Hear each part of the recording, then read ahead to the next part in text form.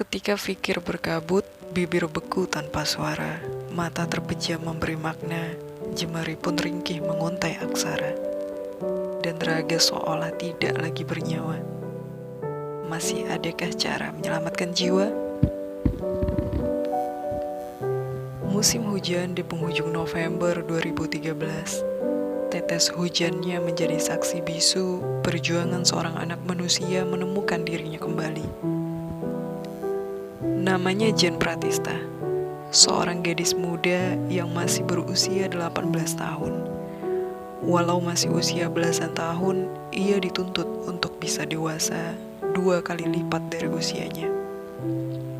Ia harus bekerja paruh waktu untuk bisa melanjutkan sekolah dan hidupnya sejak 4 tahun lalu, saat usianya masih 14 tahun.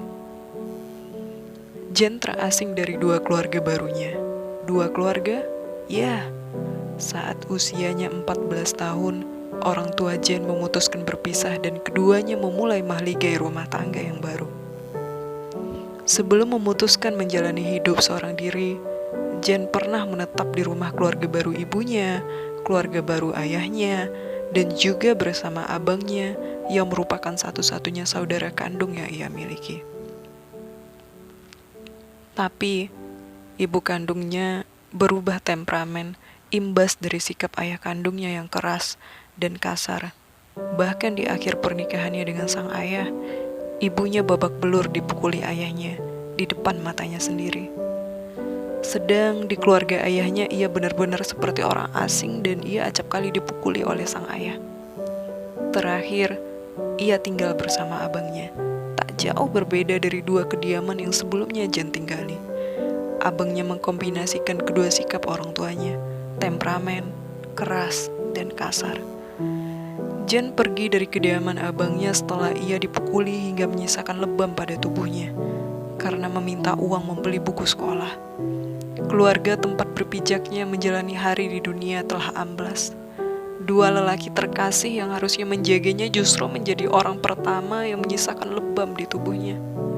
Orang yang harusnya menjaganya dari patah hati akibat kisah cintanya dengan lelaki asing di luar sana, justru dari mereka lah patah hati itu pertama kali didapatkan.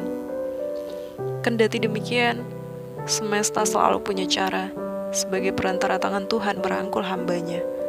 Malam di hari Jen meninggalkan rumah abangnya, Jen hampir dilecehkan oleh beberapa lelaki dewasa yang sedang mabuk.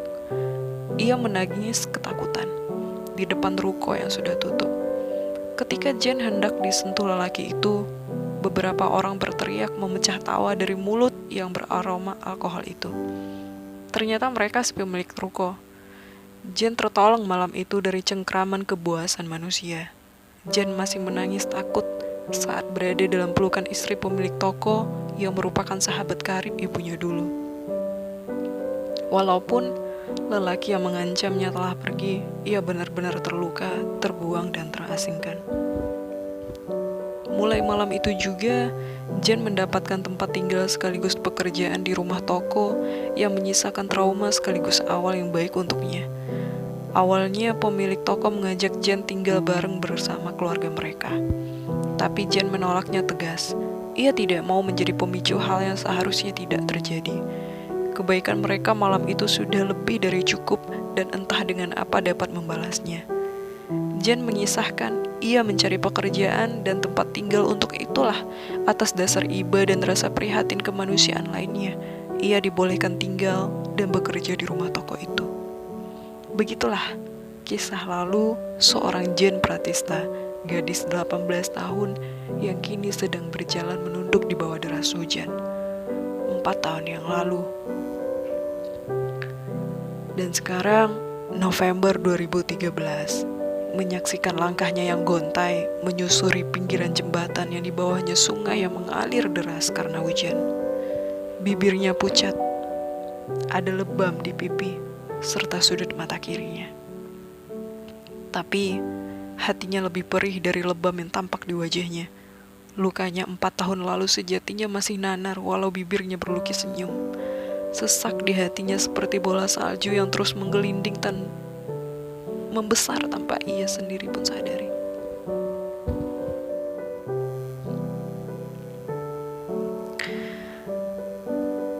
Jen melepas sepatunya saat tepat berada di tengah jembatan.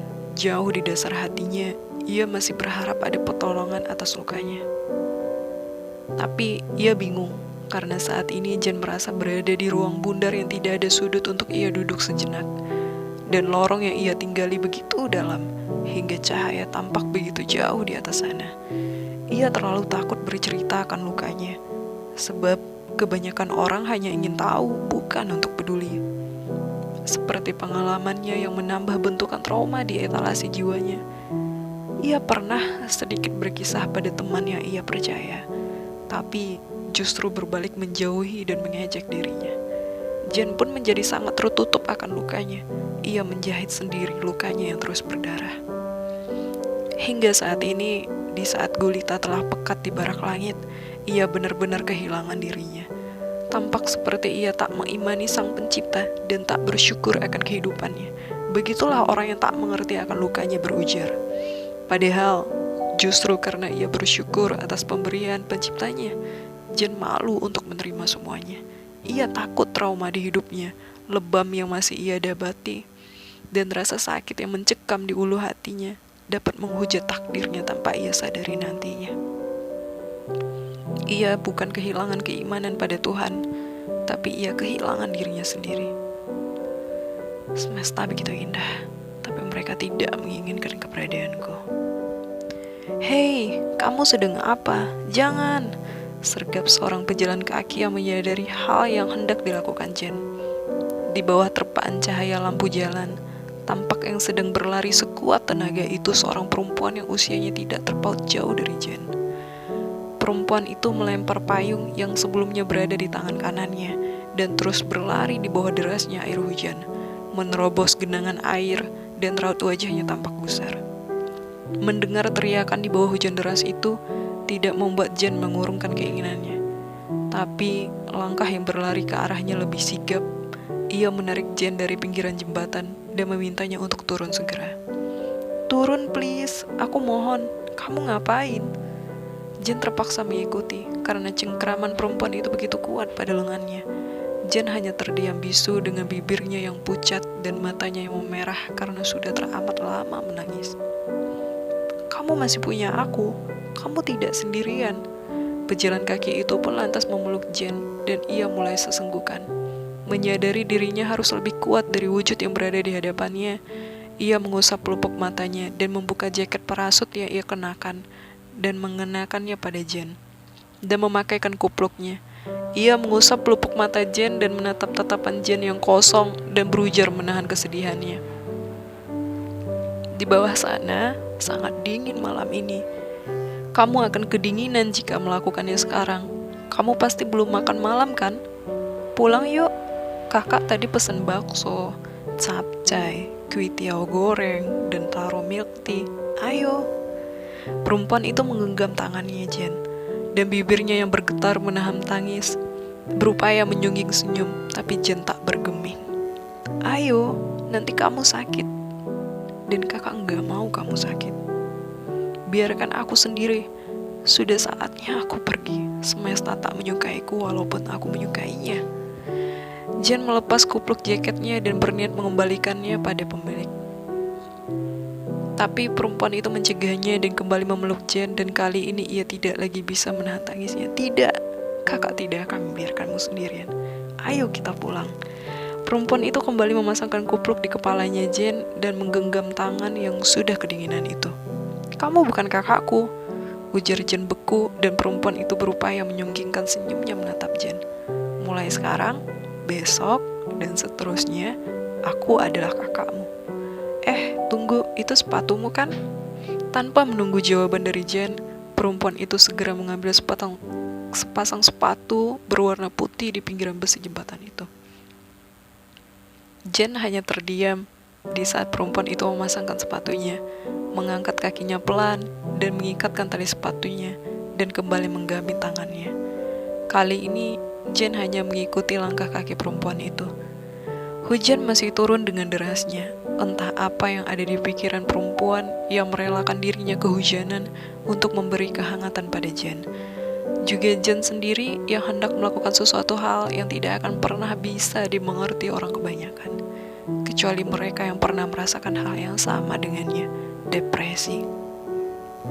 Kamu ganti baju ya, ini baju Desi, adik perempuan kakak. Kakak rasa tidak akan kegedean, kamar mandinya di sana. Kakak juga akan ganti pakaian. Jen hanya diam dan mengikuti. 10 menit berlalu. Jen masih diam di kamar mandi setelah ia berganti pakaian dan menatap pantulan dirinya di cermin. Butiran bening itu mengalir lagi di pelupuk matanya saat ia menyaksikan lebam di pipinya. Ia mengingat kembali akan 2 pukulan yang dilakukan 2 lelaki terkasihnya, ayah dan kakak laki-lakinya. Kelima jemari kirinya mencengkram leher bajunya. Ia mulai terisak. Rasa sakit itu kembali menjalar di hatinya. Maafkan aku, semua harus berakhir seperti ini. Teriak Jen memilukan dan membuat gerak pemilik rumah yang sedang menyeduh teh hangat di meja makan terhenti dan sontak berlari ke kamar mandi dan mengetuk pintunya. Kamu tidak apa-apa, buka pintunya. Untung saja pintu itu tidak terkunci dan betapa kagetnya perempuan itu menyaksikan sebilah benda tajam terjatuh di lantai dan tangan kanannya Jen berdarah. Kakak tidak tahu masalah apa yang sedang kamu hadapi dan percayalah, kakak di sini ada untukmu. Kakak tidak akan menertawakan dan meremehkan rasa sakit yang kamu rasakan sekarang. Yang pasti, kamu tidak boleh begini. Kamu itu berharga, sama seperti yang lainnya. Ucap perempuan itu menangis seraya memeluk Jen yang berurai air mata. Keluar yuk, biar kakak obati lukamu dan kita makan malam. Jen sempat menolak, tapi ia pun akhirnya menuruti ajakan itu, karena ia tidak menginginkan wujud di hadapannya menangisi dirinya. Hatinya semakin sakit melihat itu. Mereka duduk di kursi panjang dekat meja makan. Jen hanya diam di saat seseorang perempuan yang kembali mengulurkan tangannya untuk mencoba memupus rasa sakit pada lukanya. Ini akan terasa perih, ujar perempuan itu tatkala membersihkan luka yang ada pada tangan dan wajah Jen. Mendapati kapas yang menyentuh kulitnya itu, Jen hanya diam. Baginya luka fisik yang tampak pada tubuhnya tidak seperti penderitaan batin yang ia coba mengobatinya sendiri. Sepertinya kehangatan tulus yang diberikan rupa yang baru ia temui itu mulai menjalar di hatinya. Sekaligus ia takut hal yang sama kembali terulang. Air mata itu mengalir di sudut mata Jen. Menyaksikan Jen yang segera menghapus air mata yang jatuh di pipinya, perempuan itu berujar untuk menahan perihnya sedikit lagi. Seraya tersenyum ke arah Jen. Sudah selesai, yuk kita makan. Perempuan yang bersedia menjadi kakak untuk Jen itu berupaya untuk terus memberi kehangatan. Memaksa Jen untuk menyantap makanan yang sudah ia pesan sebelum keluar hendak membeli jajanan yang biasa ia beli dekat jembatan yang ternyata tidak berjualan malam itu dan melihat Jen. Ia cepat memahami situasinya yang juga ikut serta merobek luka lalu di hatinya saat melihat tindakan yang hendak dilakukan Jen. Dirinya pun mengenalkan namanya, Danita Fidelia, yang berarti Dewi kecantikan yang bisa dipercaya, dan Jen pun juga menyebutkan namanya. Malam sudah larut, Jen istirahat ya, kakak masih mau mengerjakan sesuatu untuk pekerjaan besok. Eits, di kamar, bukan di sofa gitu. Lagi-lagi Jen hanya mengikut, karena ia tidak punya pilihan lain. Ani mematikan lampu kamarnya, menyelimuti Jen dan menghidupkan lampu di meja belajarnya. Bulir bening mengalir di sudut mata Ani tatkala pandangnya bertabrakan dengan fotonya, dan Desi yang mengenakan seragam basket berwarna biru muda tersenyum ke arah lensa kamera. Desi, maafkan kakak, ujar Ani dalam hatinya. Tepat jam 2 dini hari, di saat Ani membereskan berkas kerjanya, terdengar suara samar oleh Ani. Ia sejenak terdiam memastikan suara yang ia dengar. Ani segera beranjak tatkala suara itu beneran ada dan semakin jelas terdengar. Ia menghidupkan lampu kamar. Jen menggigau. Ayah, jangan pukul ibu, jangan pukul Jen. Sakit. Bukan aku yang mencuri uang di ruko. Jangan usir dan pukul aku lagi. Sakit. Jen. Ani berupaya menyadarkan Jen dari mimpi buruknya. Jen terbangun dan memeluk erat Ani dan menangis ketakutan. Tolong aku tak mau dipukul lagi. Ani menahan tangisnya dan berupaya menenangkan Jen. Jen, kakak di sini. Kakak akan lindungi kamu. Tidak ada lagi yang bisa pukul kamu, menuduh kamu sembarangan, ataupun pukul kamu lagi. Gak ada. Sekarang kamu istirahat lagi ya. Kakak akan terbangun untuk memastikan tidurmu tenang. Jen yang setengah sadar kembali tertidur. Ani menyelimuti Jen dan berkali-kali ia menghapus bulir bening yang lolos dari matanya. Ia mengusap air mata yang jatuh dari mata Jen dan merapikan rambut yang menutupi wajah adik baginya mulai malam itu. Ani tertegun risau mendapati dahi Jen panas, demam. Ia segera beranjak menyetel remote AC, mengambil kaos kaki dan mengenakannya pada Jen, juga kompresan untuk meredakan panasnya. Melihat Jen yang tampak tenang, walau bibirnya pucat dan wajahnya memerah, Ani tak tega membangunkan untuk meminum obat penurun panas. Tapi ia tetap membangunkan Jen, dan Jen meminumnya tanpa penolakan setelah Ani memelas padanya.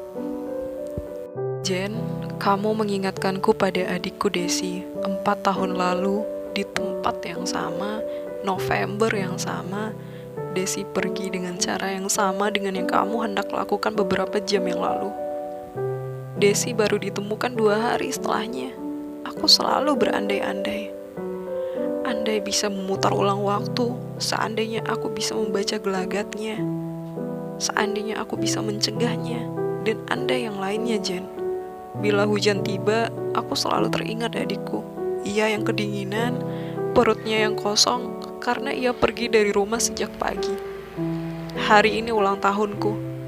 Sejak 4 tahun lalu, aku selalu datang membeli jajanan dekat jembatan itu, seolah tidak ada yang berubah, dan berharap menemukan adikku kembali.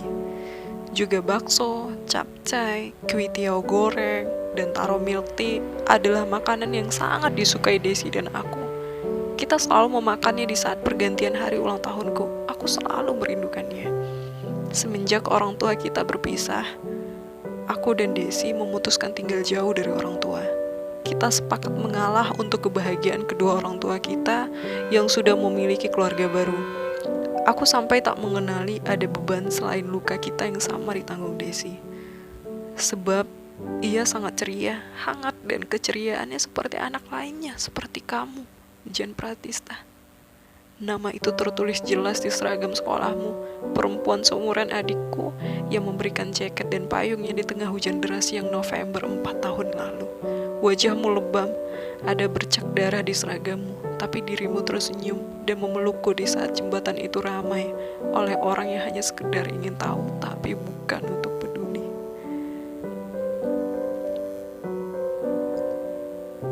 Percakapan hari itu, 4 tahun lalu. Tuhan, kembalikan adikku. Desi, kenapa tinggalin kakak sendirian? Kamu tidak sendirian, Kak. Kakak boleh panggil aku adikmu. Dan aku tidak mau melihat kakak sedih dan kedinginan. Kakak belum makan kan? Ini aku beli kuitiau goreng dan taro milk tea, ujar Jen tersenyum, menghapus air mata Ani dan memeluknya hangat.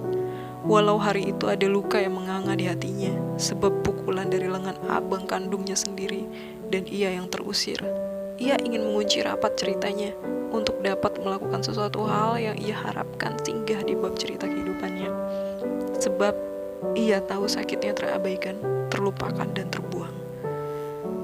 Ketika pikir berkabut, bibir beku tanpa suara, mata terpejam memberi makna, jemari pun ringkih menguntai aksara, dan raga seolah tidak lagi bernyawa, melakukan hal baik, dan kepedulian adalah cara menyelamatkan jiwa.